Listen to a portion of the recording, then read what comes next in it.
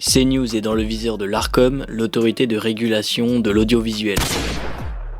Pouvons-nous être libres de choisir les chaînes que nous allons regarder ? Pour remettre du contexte, ce mardi, l'État a demandé à l'Arcom, l'autorité de régulation audiovisuelle, de mieux contrôler la chaîne CNews, notamment en matière de pluralisme et d'indépendance de l'information. En fait, CNews est suspecté d'avoir trop d'intervenants de droite et d'extrême droite. L'Arcom va donc réaliser une enquête en comptant le temps de parole de chaque intervenant un par un afin d'analyser si oui ou non la chaîne peut être classée comme non conforme au pluralisme et copée d'une amende ou pire, une fin de diffusion.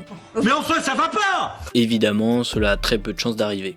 C'est assez logiquement que beaucoup de gens ont été choqués de cette mesure digne de l'URSS, en commençant par Jordan Bardella qui a déclaré « L'Arcom doit mettre fin à l'entre-soi du service public ». D'autres médias comme Sud Radio qui sont liés à CNews ont montré leur désaccord avec cette enquête. Non. Est-ce que vous pensez que le pluralisme est suffisant sur le service public ? Ce qui est assez drôle, c'est que du côté des chaînes de gauche comme France Inter, aucune enquête n'a été ouverte alors que la plupart des intervenants viennent du même milieu de pensée. Éric Zemmour l'avait bien rappelé à l'époque et s'était fait boycotter par le média. Qui écoute, Regardez-vous, vous quatre, excusez-moi, vous êtes effectivement des représentants de la pensée de gauche, de la France de gauche, et même... Ah bon oui. Je vais t'expliquer un truc, moi je suis un arrivé. Sur TF1, c'est pas forcément mieux. Pour l'émission Quotidien, le RN n'est jamais invité car boycotté publiquement. Pourquoi ? Parce qu'on ne reçoit pas les personnalités de l'extrême droite. Aucun. Aucun. Vous n'avez jamais reçu Marine Le Pen ? Jamais. Bon, on n'est pas un service public, hein, vous le savez, on est sur une chaîne privée. On vous prend pour des cons et ça vous va. Pourtant, encore une fois, dans ce cas-ci, l'Arcom n'a jamais été saisi pour enquêter dessus.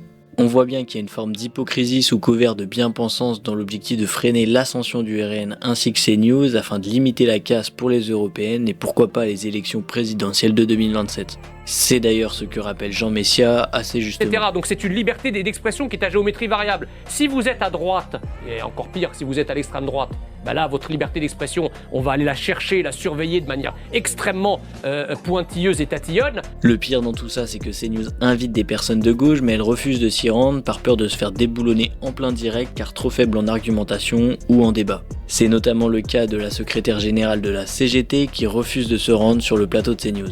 Non mais moi je souhaite pas répondre à CNews. Et pourquoi ? Parce que en fait je vais pas sur vos plateaux. Ta gueule! Si ce type d'intimidation était légal sur YouTube, je pense que je pourrais fermer ma chaîne.